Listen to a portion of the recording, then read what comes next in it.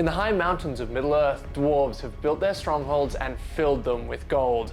This attracts attention, and today, the Easterlings, led by Amdur, the Lord of Blades, are besieging one of these cities, hoping to steal the treasures within. Luckily, it's not undefended. King Rhun, the Lord of Dwarves, is present, and with his host of brethren, will fight off the attackers. In today's game, we're using the brand new army lists that were just released with the Armies of Middle-earth supplement. This is a really exciting match to test out these brand new rules.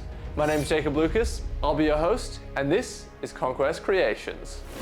Hi, I'm Marcus, back on the channel again, and today I'm playing the Easterlings, led by Amdur. Hi guys, Al here back on the channel, and today I'm playing Kazad Dum. So I'm really excited to put this army on the table because I've had them since last edition, but they've got quite a bit better. We still get our reroll 1s to wound from last edition, but now we also get to reroll a dice to win the fight if I'm throwing less dice, and I also get the mirrors, which debuff the enemy shooting from hitting me. Rhun has also got a little bit better, so I've taken Rhun in my list. I've got a Dwarf King, a Dwarf Captain, a few Kazad Guard, a few Dwarf Warriors. Of course, you can't leave home without a banner, and the Dwarf Rangers, who have got a little bit better this edition as well. For today's mission, I've got Amdur, Lord of Blades, leading a large number of Easterlings. I've got 31 models in the army, and he's supported by a Dragon Knight and a Captain. Got some pretty cool rules this edition. The Easterlings army, where you have to take Amdur as the leader, gets fearless heroes if the enemy's broken, and you also get +1 courage when your army's broken. But the most exciting part of this is Amdur. He's done really well this new edition. He's got his Elven-made weapons still, but he's got a new special rule that he wounds enemy heroes on a natural 5+, so that's going to go really well when he's mounted on his horse. The table that we're playing on today is using Conquest Creations' Durac Deep Terrain. This makes for a relatively dense board with lots of buildings that we're going to have to fight in. One of these buildings, the Great Hall, has one of the objective markers in it, so there's going to be some close quarters fighting. The scenario that we're playing today is one of the brand new scenarios from the Match Play Guidebook called Lead from the Front. In this scenario, we have 3 objectives that are along the center line of the board. The game ends when one army has been quartered. You score points for killing the enemy general, breaking the enemy army, and for controlling the objective markers. But the twist here is that these objective markers can only be captured by heroes, and whichever hero has the highest heroic tier will be the one claiming it. So it's all about getting the heroes onto these objectives.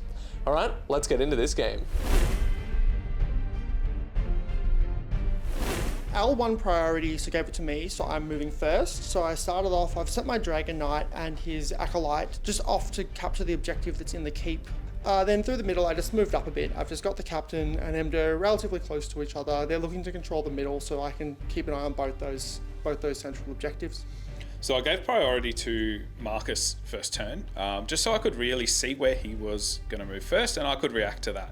What I've done is I've kept my Dwarf Rangers on the flanks only moving half, so they're going to be able to get a few shots off this turn, and everything else is just kind of advanced steadily up the board, so I can move up and hold those objectives.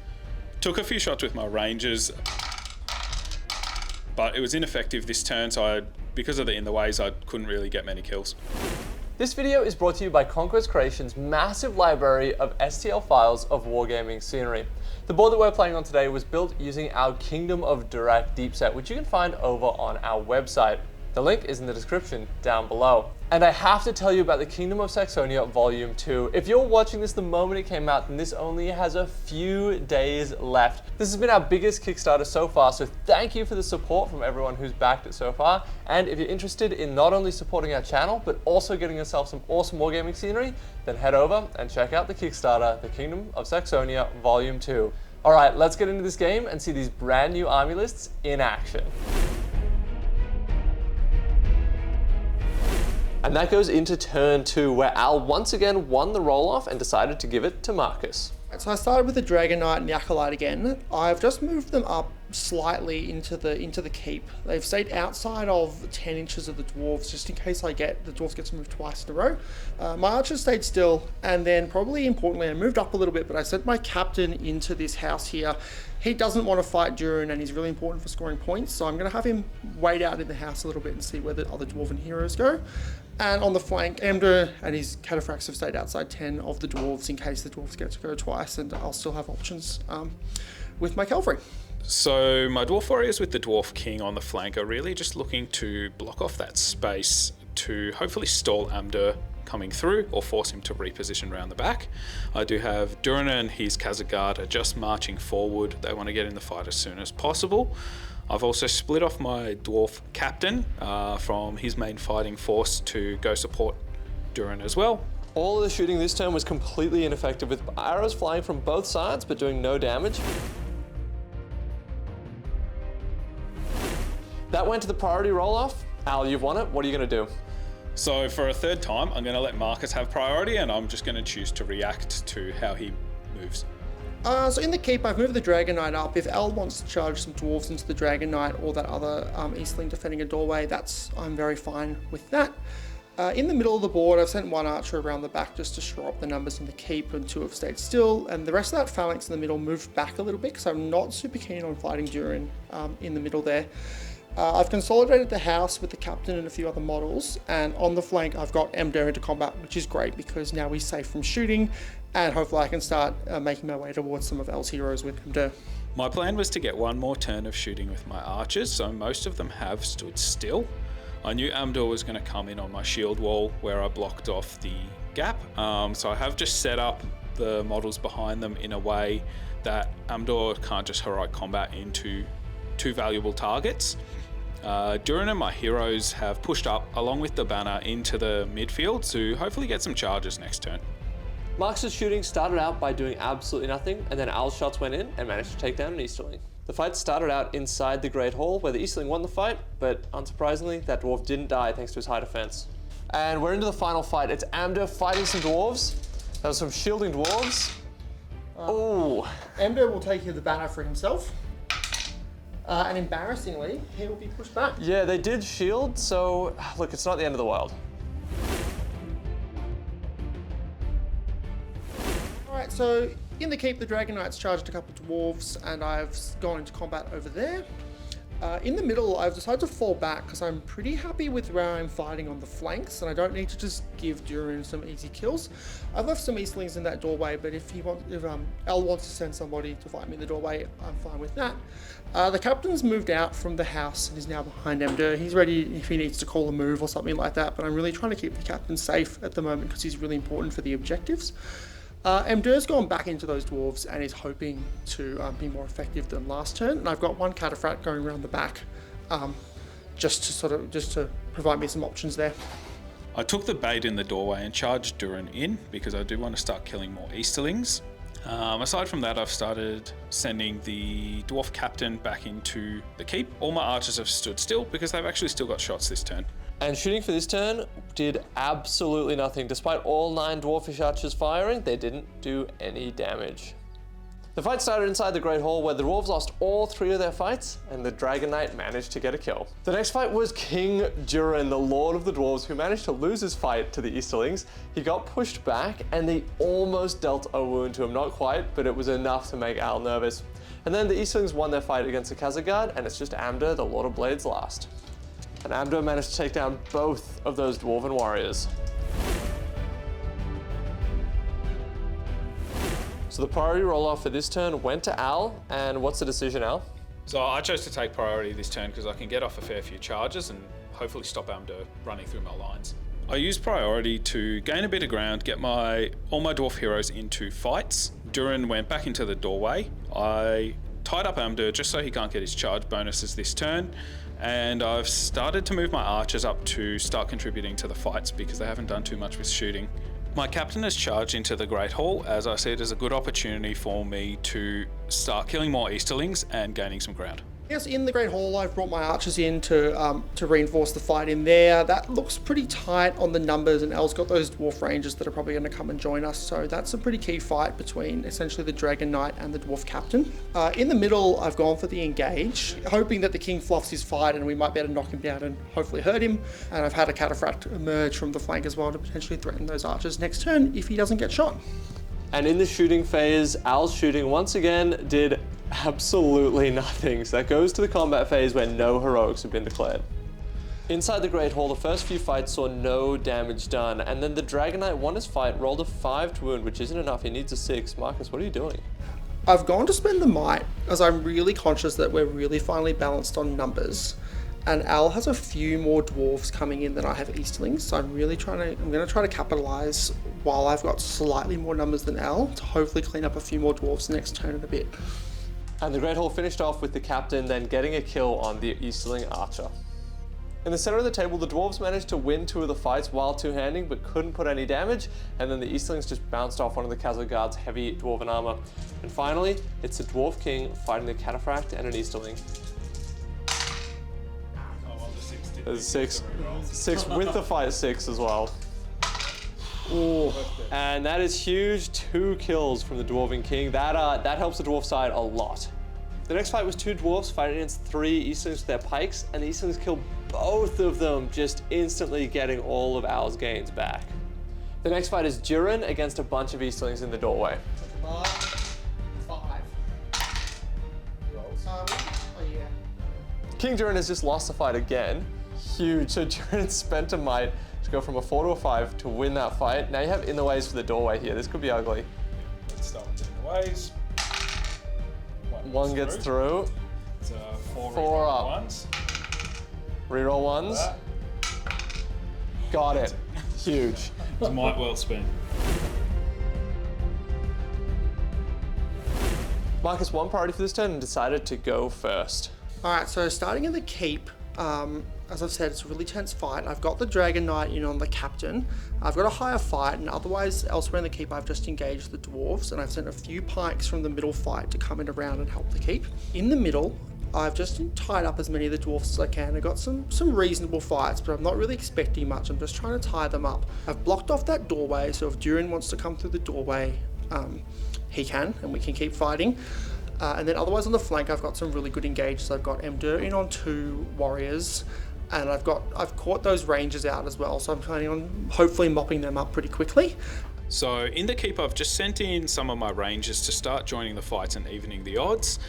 In the middle of the board, I didn't have too much to do, but Rhun went back into the doorway. I made sure he can still see the banner through the window for the time being. Other than that, I've just kind of set up models for next turn. After no shooting this turn, that goes into the combat phase. Al, do you have anything to declare? I'm calling a heroic combat with the king because I need to gain some momentum this turn, kill a few more models. And this is the Dwarf King with a friend fighting the Easterlings. Let's see it. On a 4, it's not great. And there's the 6, all right. 3 on 1s and everything. Yeah, loves it. And Al, where is that king and his friend gonna end up? So I think I'm going to play it safe this turn. I'm just going to go backwards and I'm going to go into the pike that's fighting one Kazad Guard. Nice. In the next 2 fights, the Kazads managed to kill 2 more Easterlings.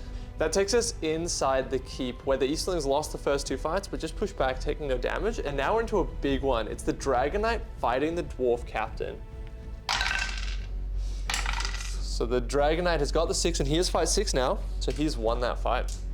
It is 6s to wound. Oh, what the fuck?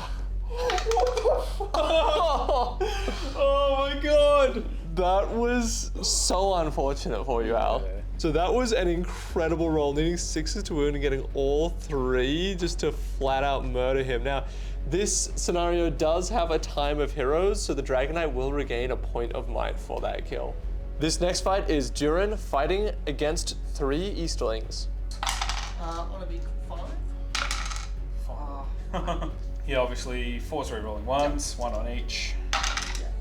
There we go. The next fight that we have is Emdur fighting against 2 dwarves. Emdur has the charge. He's dead. He's dead as well. And the last fights of the turn were these 3 dwarf rangers that were surrounded by the Easterlings, and all of them died. At the end of the turn, the dwarves are just 3 models off break, while the Easterlings are 5 models off break. So this game is going quick. We did the roll-off priority and Al won it, decided to have it. Marcus, what have you done? I've caught a move with the captain. Al decided not to count us, that goes straight to the Easterlings. I've set up Emdur really well. He's just in combat on 1 dwarf, but he can see a lot from where he is right now. This was the turn where I was actually able to get a lot of dwarves in the fight. So I've just kind of charged all over, making sure my heroes are mainly just killing troops. In the Great Hall, I've charged in as many places as I can, just to hopefully keep killing those Easterlings. If I can break them, I can hopefully win this game. With Al's move finished, that goes into the rest of Marcus's move. Just moved a couple pikes there to support the Dragon Knight. Hopefully, if the Dragon Knight keeps rolling well, we'll be able to clean up that keep and secure that objective. And then I've had the Cataphract come around the back and just repositioned a few models, just trying to consolidate what's left of my army into one block and get fighting Durin. That goes into the combat phase. Are there any heroics to declare? So you have quarter combat with Amder. He doesn't have any great targets to bounce to because of the way Al's moved, but I just want to clear some space and take some models off the board. We're rolling out that one off camera, and of course, Amder has lost it. He got a 4 high, so just push him back, Marcus. And Al, what are you going to target? The horse or the rider? I've got to try and kill the horse. So 5 to kill the horse, reroll Defense once. 5, yeah. Oh! Yes! Fuck, you shouldn't have come for that ranger. And that is a mental result out of that heroic combat, to lose a horse. The next fight saw the Kazad and the King on the flank both losing and just pushing back. That's a big deal for the Dwarves. The next fight saw the Easterling captain killing another Dwarf, putting Al 2 off broken. The next fight was Durin, who unsurprisingly absolutely obliterated his opponent. The final fights were inside the keep, where everything was even, no one took any casualties until it came to the Dragon Knight, who got another kill. And that is the end of turn. Priority for this turn went to the Easterlings. They won it on the roll of a 2, so Al, you chose to use a Ring of Durin. What'd you roll? I rolled a 1 followed by a 1 on the reroll, so I lost priority. Yep. So that goes to Easterlings. Any heroics being declared this turn? I have decided to call a heroic with Durin because I think I need it this turn. And I've countered with Amder, hoping to catch Durin. And here's the roll off. 1, 2, 3 goes evil. 4, 5, 6 goes good. Oh, it's evil. So I've sent Amder into Durin, and then I've basically made a lot of one-on-one fights across the board. The real opportunity here is I've engaged all of Al's models, and I've got my captain and a friend onto the banner. And I'm really going to kill the banner if I can this turn. The captain's got a point of might, so hopefully he can do that. I've tied up Al's King and some Kazad Guard on the flank. And then importantly, in the keep, I've tied up most of Al's in one-on-ones, but I've really just got the Dragon Knight and a lot of models into one guy, because all I need to do to win this fight and secure that objective for my Dragon Knight is to kill a model a turn. That goes to your move, Al. Do you have anything left to move? I just had 1 ranger in the keep who engaged an Easterling. Other than that, I was all tied up, so I couldn't really do much. That takes us into the combat phase. We have the massive duel of leaders. Are there any heroics to declare? Nothing from me. And nothing from me. Huge, all right, so let's just get straight into the fights. The first fight of this turn was the Dragon Knight and some friends fighting against the Dwarf Warrior. They managed to get the kill, which is the break on the Dwarves. The rest of the fights in the keep saw 1 Easterling go down, and then an Easterling archer managed to kill a Kazad Guard, pretty unexpected. That does mean that Al is broken and Marcus is 2 off break. The next fight saw the Dwarf King just push back, and then the 2 Kazad Guard kill another Easterling, so that's 1 off break now. In the center of the board, it started out with the Easterling captain fighting the Bannerman. He won the fight, but didn't get the kill. And then elsewhere, the battles raged and not a lot died. The Easterlings won a lot of fights, but they were throwing their shields up. Because Marcus was 1 off break, he just didn't want to risk it. And now we're into the main event of not only this turn, but the whole battle. It's King Durin fighting against Amder, the Lord of Blades. All right, so both heroes are fight 7. Amder does have an Elven Blade, and he has a built-in reroll, but in this fight, Durin's gonna get 2 rerolls, so it's pretty even. Durin gets +1 to wound, but Amder never needs less than a 5+ to wound against heroes. Let's see it, boys. So it's a 6 on Amder. I've got 2 rerolls. I think I just spend it for the viewers at home. All right, so it's now a roll off. 1, 2. 1 to 4 is you, and I'm on a 5 or a 6. Yep. Yes! It's still so good. Point of might well spent. So it's 4s to wound. Rolling ones. Oh, please actually do something now. No. Okay. Ready? That is 2 wounds and no might. Amder just has 1 fate, so that could have been lethal threat. I won't spend the fakes. I'm taking a wound anyway, so I'll just leave myself with 1 fate.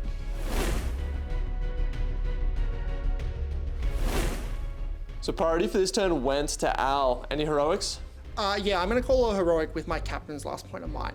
Yeah, that makes sense. And Al, Durin doesn't have any might, so just goes straight to the Easterlings. Just charged in where I can. I've got the captain on the banner, but it's really mostly one-on-one fights. But we've got Amdur and a friend. They're going to fight Durin. I was tied up in the middle, so there was nothing I could do there. My Dwarf King and the Kazad Guard just wrapped and trapped that one Black Dragon in the keep. I was able to pass all my courage checks, and I just tied up those Easterlings to stop them joining the center. So the shooting phase is long gone. We haven't had one of those in a while. It goes to the combat phase. Any heroics to declare? I called a heroic combat with the Dwarf King. And I've called a strike with Amdur. All right, this is going to be an action-packed fight phase. It's definitely going to determine the game. The Easterlings are one model off broken. The first fight was this heroic combat, which the Dwarves easily won and managed to get the kill that does break Marcus's Easterlings. So this might be one of the last turns of the game, and I'm trying to control the objectives. The Dwarf King has swung out way onto the objective onto the flank because he can hold that. Inside the keep, the battles raged and 2 dwarves went down. And in the center of the table, things went well for the dwarves. They didn't take any more casualties and managed to kill 2 more Easterlings. At this stage, the dwarves are 3 off quarter, but it won't be finishing this turn because they haven't taken enough casualties. That goes into the main event of this turn. It's King Durin fighting against Amdur. All right, setting the bar on Durin because he is a lower fight thanks to Amdur's heroic strike.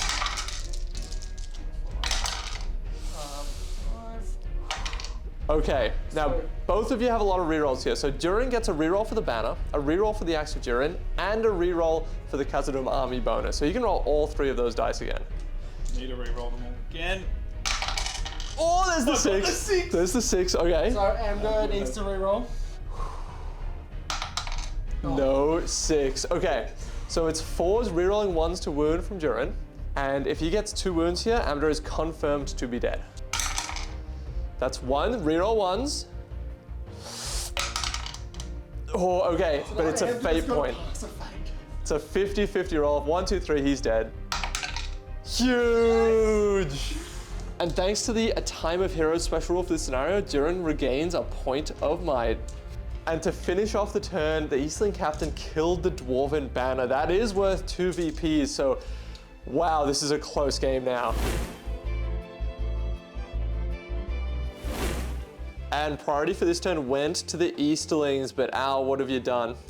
Durin just regained a point of might for killing Amdur, so he's actually going to call a heroic move. Yeah, that makes sense, and the Easterlings don't have any might in that area to counter, so Durin a move, where's he going? So Durin into the captain.